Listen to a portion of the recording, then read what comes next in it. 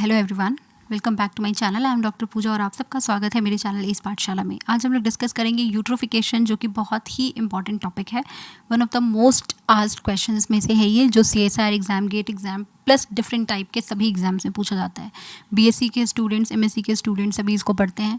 BTech वाले बच्चे जो EVS है उनका जिस ईयर में, वो उनको उस ईयर में ये क्वेश्चन ज़रूर आता है। प्लस UPSC वाले जो बच्चे हैं उनके लिए 15 मार्क्स का एक फुल लेंथ क्वेश्चन होता है ये, कि यूट्रोफिकेशन क्या होता है। तो उसी टॉपिक को समझने के लिए मेनली हम ये समझते हैं कि लेंटिक और लॉटिक सिस्टम्स क्या होते हैं, लेक्स के डिफरेंट टाइप्स क्या होते हैं, किन किन बेसिस पे हम लेक्स को डिफाइन कर सकते हैं, यूट्रोफिकेशन की डेफिनेशन क्या होती है, उसका प्रोसेस क्या होता है, एल्गल ब्लूम कैसे हो जाता है, प्लस इफ़ेक्ट्स क्या क्या होते हैं यूट्रोफिकेशन के। सो बिना देरी किए शुरू करते हैं आज का ये टॉपिक।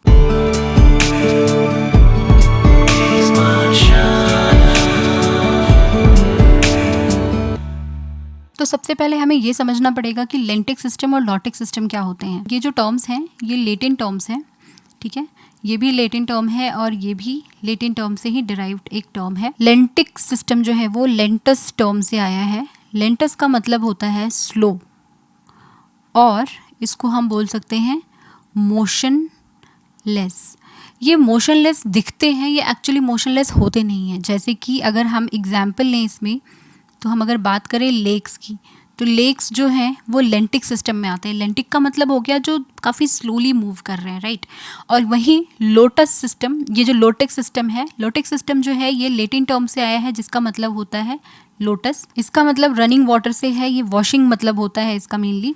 तो ये रनिंग वाटर होते हैं। जैसे कि हम अगर बात करें इसमें एग्जाम्पल लें अगर हम, तो हम रिवर की बात कर सकते हैं। तो रिवर वगैरह जो होते हैं वो लोटस सिस्टम में आते हैं, बट लेंटिक सिस्टम का एग्जाम्पल लेक्स होता है। और आज हमें यही वाला टॉपिक डिस्कस करना है। तो अगर हम लेक की बात करें, तो लेक में सबसे पहला जो हमारा प्रश्न है या क्वेश्चन है वो ये है कि पानी कहाँ से आएगा, वाटर जो है वो आखिर आएगा कहाँ से, ठीक है। तो लेक के अंदर पानी जो है अलग अलग जगहों से आ सकता है। जैसे या तो ये ग्राउंड वाटर आए, या फिर दूसरा सिस्टम क्या हो सकता है, surface run of.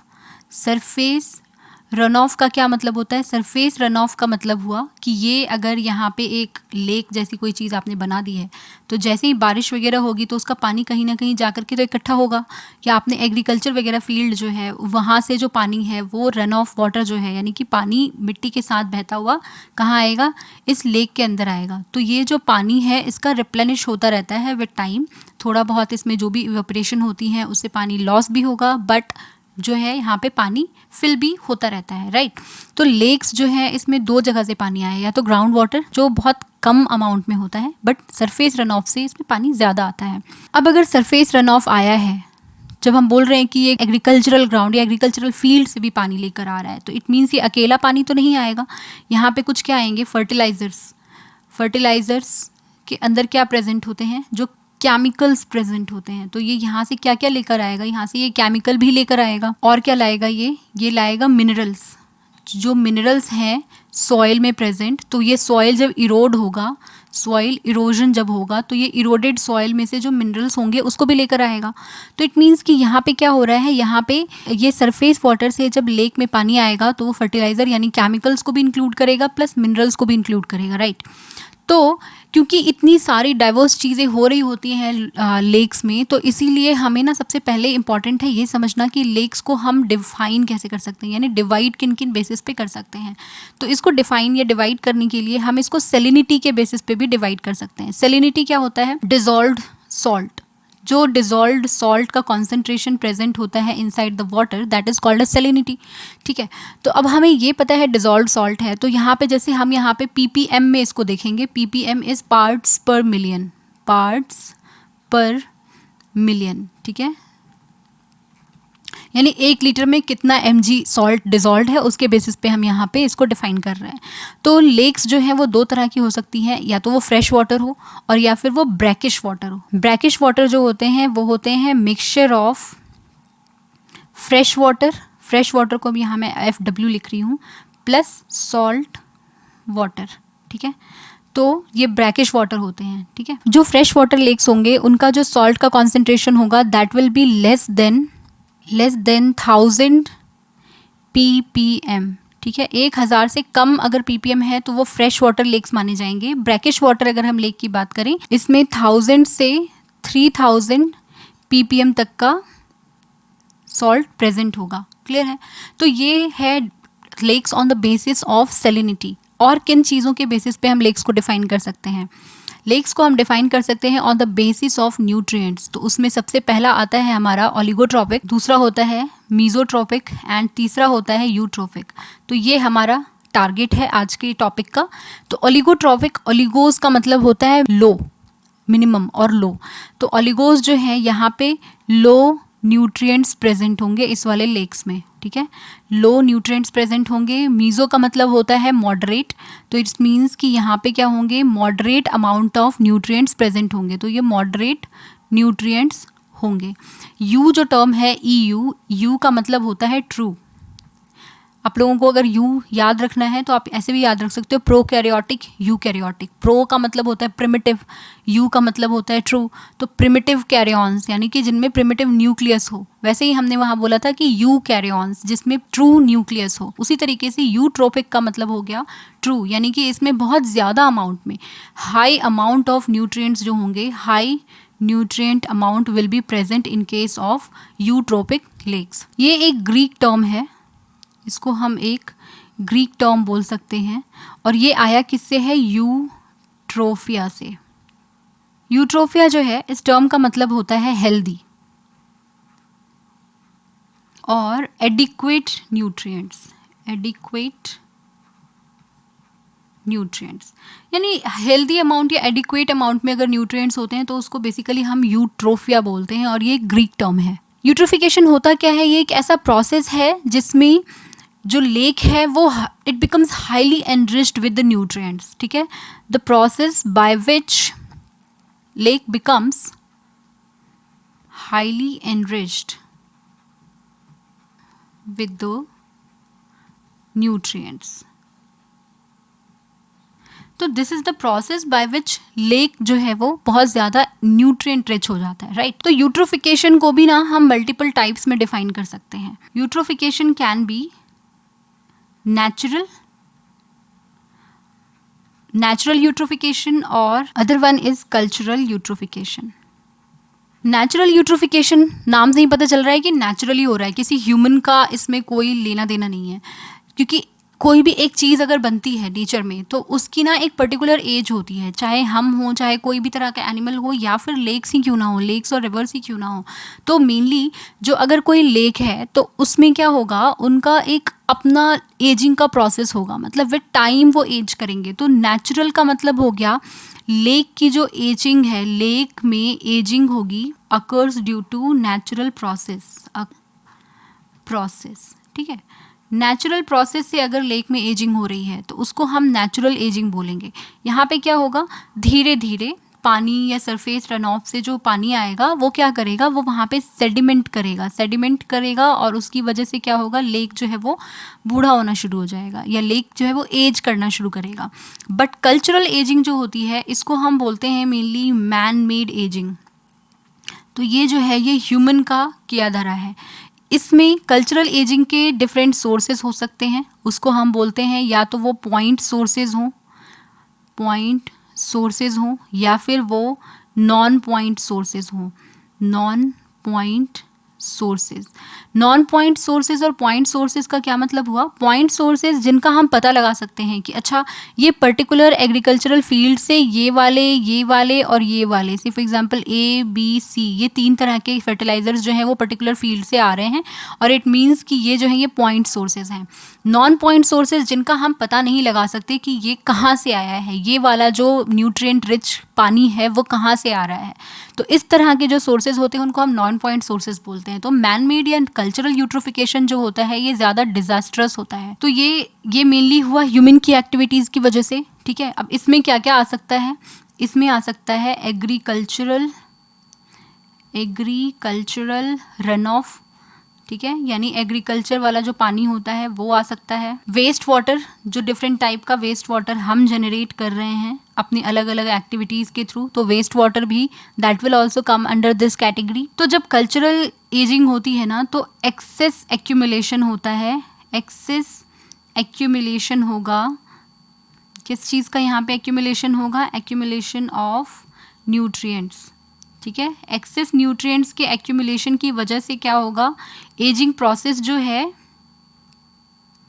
Ageing rate या प्रोसेस जो है वो क्या होगा, वो भी इंक्रीज अप हो जाएगा। तो इट मीन्स नेचुरली अगर लेक कर रहा है एजिंग तो that is a slow process, but eutrophication is the point. यहाँ पे मैन मेड या कल्चरल यूट्रोफिकेशन की हम मेनली बात करते हैं, वो हमारा कंसर्न है मेजर।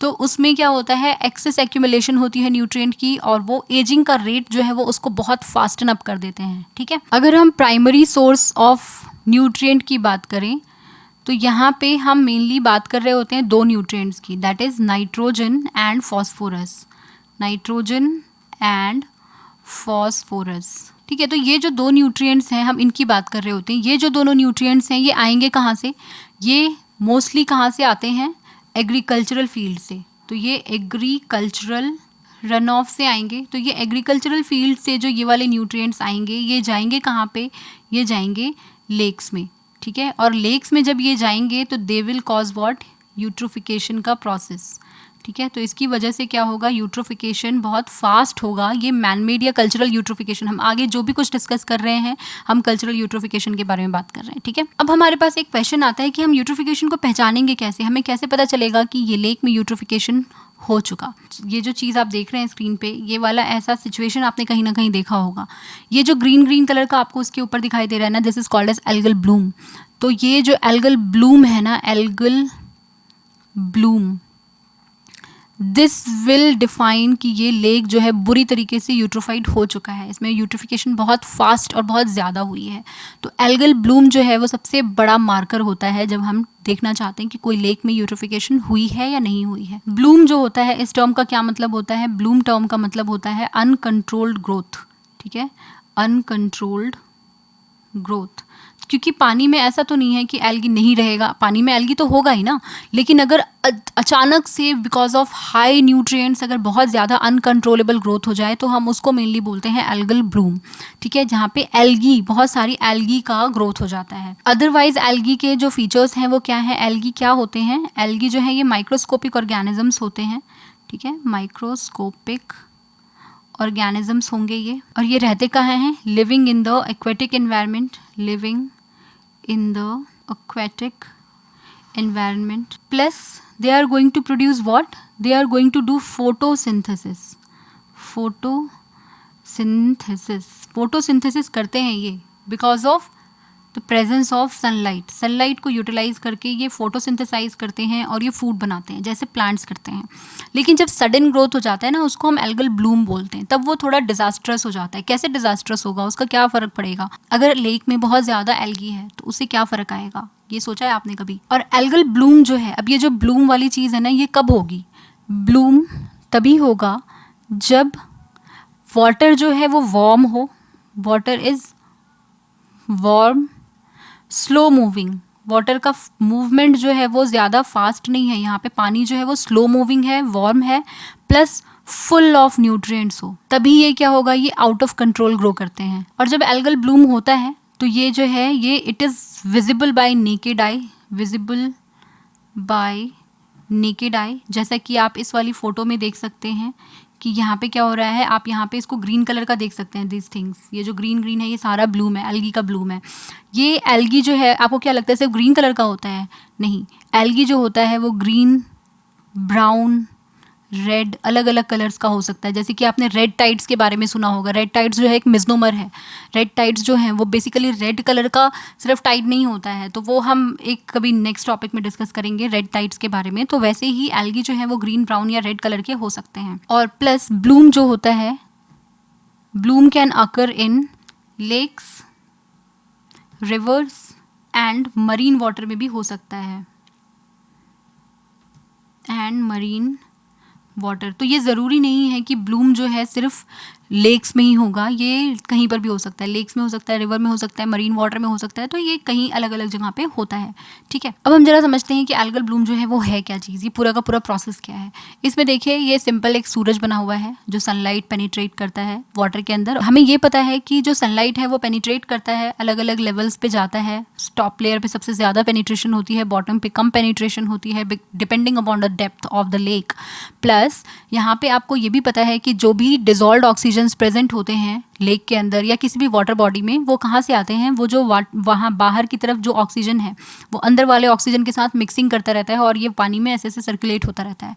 ठीक है, तो यही सारी चीज़ें एक नेचुरल कंडीशन में होती है। बट अगर बहुत ज़्यादा न्यूट्रिएंट आ जाए, दैट इज स्टेप नंबर 1, अगर फर्टिलाइजर्स से या सरफेस रन ऑफ के थ्रू बहुत ज़्यादा न्यूट्रिएंट्स आ जाए लाइक नाइट्रोजन एंड फॉस्फोरस, इनके बहुत ज़्यादा अमाउंट होने की वजह से क्या होगा, यहाँ पे प्लांट की जो ग्रोथ होगी, दिस इज स्टेप नंबर 2, जहाँ पे excess plant growth, algae growth शुरू हो जाएगी। बहुत ज़्यादा जब एल्गी की ग्रोथ होगी तो वो क्या करेगा, वो एल्गी जो है वो सरफेस पे जा करके पूरी तरीके से उस सरफेस की लेयर को ब्लॉक करना शुरू कर देगा।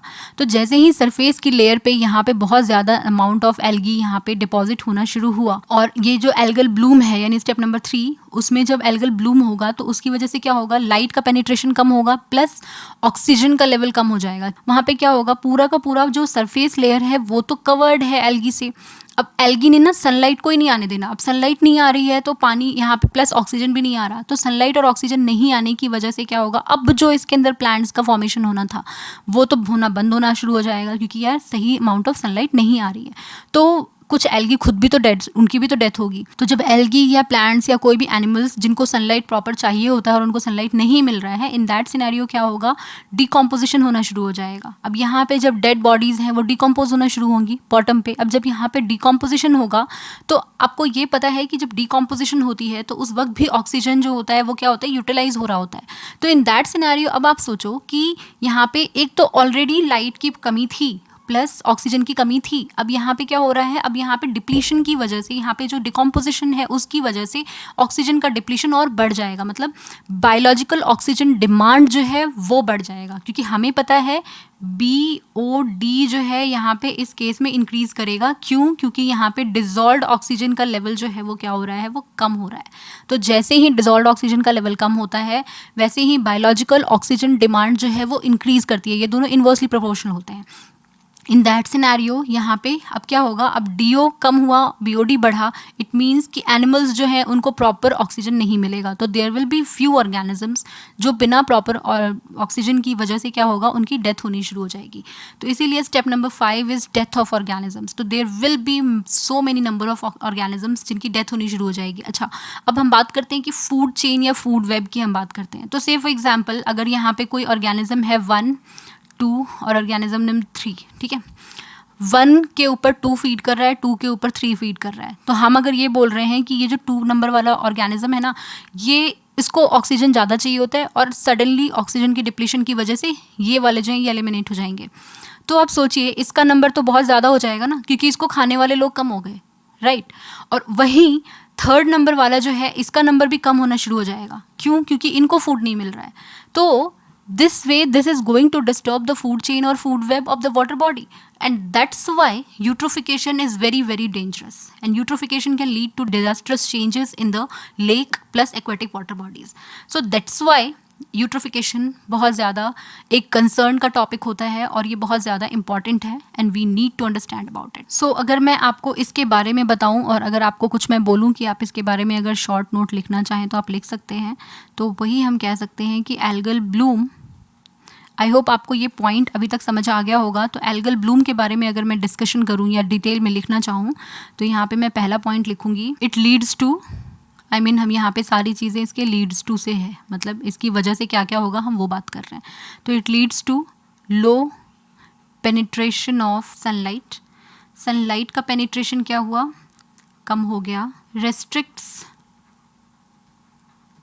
Diffusion of gases from atmosphere, इसकी वजह से क्या होगा, डिक्रीज इन O2, ऑक्सीजन का डिक्रीज होगा।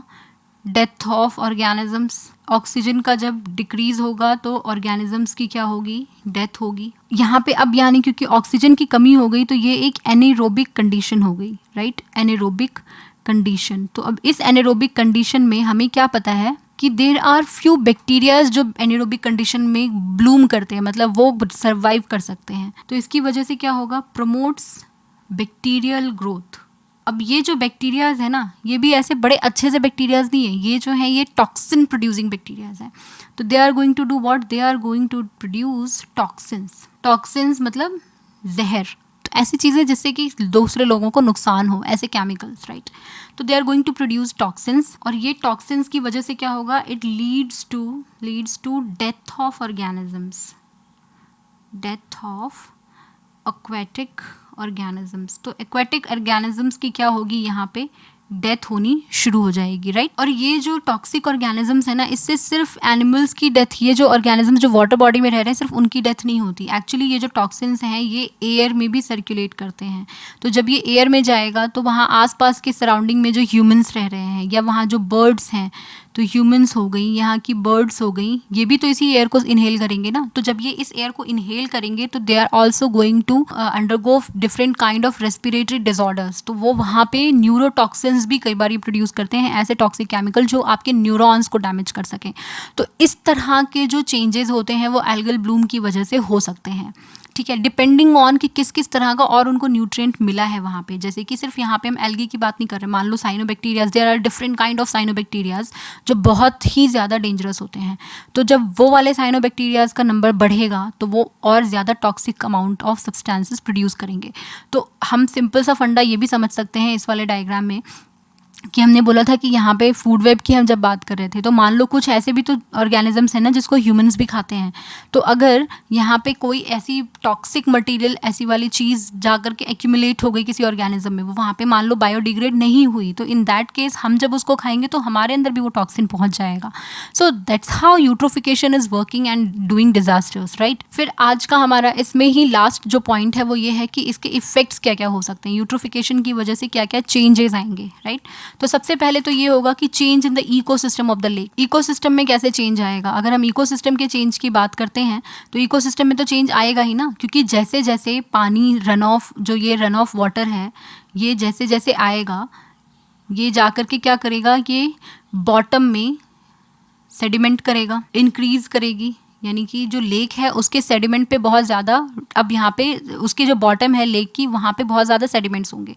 इसकी वजह से क्या होगा, इवेंचुअली ये जो है ये इकोसिस्टम ही पूरा चेंज हो जाएगा। इवेंचुअली वो जो लेक है वो that lake will get converted into terrestrial ecosystem, ठीक है, टेरेस्ट्रियल इकोसिस्टम। तो यहाँ पे सबसे पहली चीज़ तो ये आई कि भाई इकोसिस्टम ही पूरा चेंज हो जाएगा विद टाइम। अगर बहुत फास्ट यूट्रोफिकेशन होगी, बहुत फास्ट सेडिमेंटेशन होगा, ऑर्गेनिजम्स की डेथ हो जाएगी, डेट्राइटस वहाँ पे नीचे भर जाएंगे, सेडिमेंट्स पूरा फुल हो जाएगा, उसकी वजह से क्या होगा, इवेंचुअली बहुत फास्टर जो है वो क्या करेगा, वो टेरेस्ट्रियल इकोसिस्टम में कन्वर्ट हो जाएगा जो कि एक्वेटिक वाटर बॉडी थी।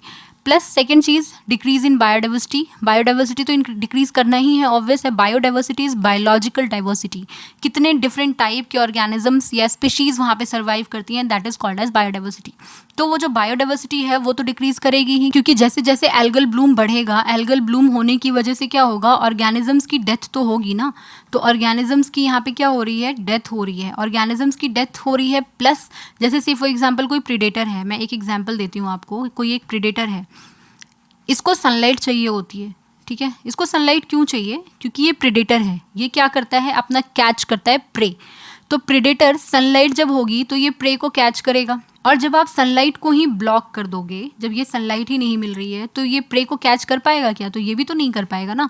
तो इट मीन्स कि यहाँ पे बायोडाइवर्सिटी का डिफरेंस तो आएगा ना। अब ये नहीं मिलेगा इसको तो ये तो जिंदा बचेंगे नहीं ना, ये तो खत्म हो जाएंगे।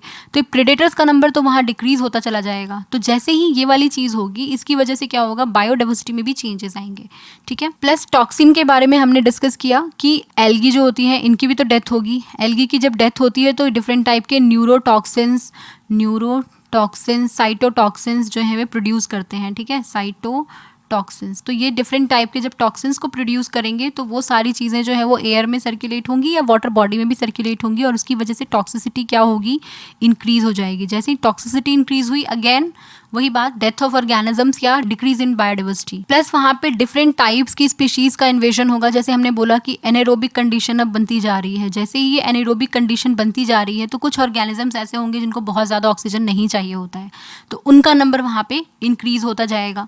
बैक्टीरियाज जो होंगे ऐसे, उनका जिनकी ज़रूरत नहीं थी वहाँ पे इतनी ज़्यादा, बट उनका नंबर अब इंक्रीज होगा, तो वहाँ पे इन्वेजन ऑफ न्यू स्पीशीज़ भी होगी। ठीक है, तो ये जो डिफरेंट चीज़ें हैं, मतलब ये जो इस तरह के ऑर्गेनिजम्स है जो वहाँ सर्वाइव नहीं कर सकते थे, अब वो सर्वाइव कर सकते हैं। तो यहाँ पे पूरा का पूरा जो बायोडाइवर्सिटी है वो पूरा का पूरा नया फॉर्म होना शुरू हो जाएगा, नया फूड वेब, नया food chain, but that is also disastrous. So एक बड़ा ही छोटा सा पॉइंट हम समझ लेते हैं, HAB बोलते हैं हम उसको, हार्मफुल एल्गल ब्लूम। इसके ऊपर बहुत छोटा सा एक नोट्स टाइप का आपको लिखने के लिए आता है कई बार। वाटर क्वालिटी जो होगी, degradation of water quality, destruction of economically important fishes जो होती हैं वो बहुत ज़्यादा डिफरेंसेस इन नेचर जो है वो नहीं बर्दाश्त कर पाती, तो फिशेज़ का डेथ जो है वो निश्चित है। ऑब्वियस है कि जब बहुत ज़्यादा एल्गल ब्लूम होगा तो वहाँ पे जो रहने वाले ऑर्गेनिजम्स हैं उनकी डेथ तो होती ही है, तो उसमें फिशेज़ जो है वो बहुत इंपॉर्टेंट रोल प्ले करते हैं हमारे। कुछ ऐसी फिशेज़ होती हैं जिनको हम टेबल फिशेज़ बोलते हैं, यानी जिनको हम खा सकते हैं,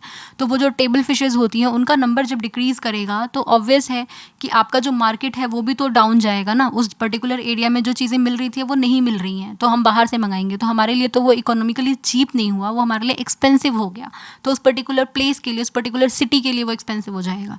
तो दैट्स हाउ ये इकोनॉमी को भी डिस्ट्रक्ट करेगा। प्लस होती है कि पब्लिक हेल्थ रिस्क, क्योंकि हमने अभी क्या बोला कि वो वाटर के साथ साथ ह्यूमन तक ट्रांसफ़र होने के चांसेस होते हैं, तो पब्लिक का हेल्थ का प्रॉब्लम तो है ही है, प्लस अगर गंदा पानी पिएंगे तो भी प्रॉब्लम होगी। प्लस इंक्रीज्ड टॉक्सिसिटी कैसे इंक्रीज़ हो रही है, बिकॉज ऑफ फ्यू साइनोबैक्टीरियाज, जैसे कि माइक्रोसिस्टिस ही लगा लो आप, तो माइक्रोसिस्टिस वगैरह जो है ये काफ़ी क्या होते हैं, ये हार्मफुल बैक्टीरियाज में आते हैं। तो ये सब जो प्रॉब्लम्स हैं, ये सब प्रॉब्लम्स हमें यूट्रोफिकेशन की वजह से होती है। तो यूट्रोफिकेशन को रोकने का क्या तरीका हो सकता है या उसको रोकना क्यों चाहिए, बिकॉज ये सारे जो प्रॉब्लम्स हैं ये हमें नहीं फेस करना, हमारे फ्यूचर जनरेशन को नहीं फेस करना, तो that's why we need to keep a sustainable growth and sustainable growth balance, तो वो बहुत ज़रूरी है। तो उसके लिए आप अपनी सोसाइटी में लोगों को समझा सकते हैं, आप जो डिफरेंट टाइप के जो पॉइंट सोर्सेज हैं एटलीस्ट हम उनको रिड्यूस कर सकते हैं, ताकि हमारा पानी का जो हमारा वाटर बॉडी का प्रॉब्लम्स है ये सब हमारा सॉर्टेड रहे और इतनी ज़्यादा प्रॉब्लम ना हो और लेक्स जो है इतनी जल्दी एज ना करें। ठीक है, तो आई होप आपको ये वीडियो बहुत अच्छे से समझ में आ गई होगी। अगर फिर भी आपकी कोई क्वेश्चन या क्वेरी है तो please drop your question in the comment box, and अगर आपको ये वीडियो अच्छी लगी है तो hit the like button and subscribe to my channel अगर आप इस चैनल पे नए हैं। और आप मुझे मेरे फेसबुक, इंस्टाग्राम, टेलीग्राम और ट्विटर हैंडल पे भी फॉलो कर सकते हैं जिनका पेज नेम सेम है, दैट इज़ एस पाठशाला। और आपको अगर ये वीडियोज़ अच्छी लगती हैं तो प्लीज़ आप इन वीडियोज़ को अपने फ्रेंड्स को भी शेयर कीजिए ताकि इसका फ़ायदा ज़्यादा से ज़्यादा लोगों को हो सके। और तब तक के लिए ऐसे ही पढ़ते रहिए और खुश रहिए। Thank you for watching.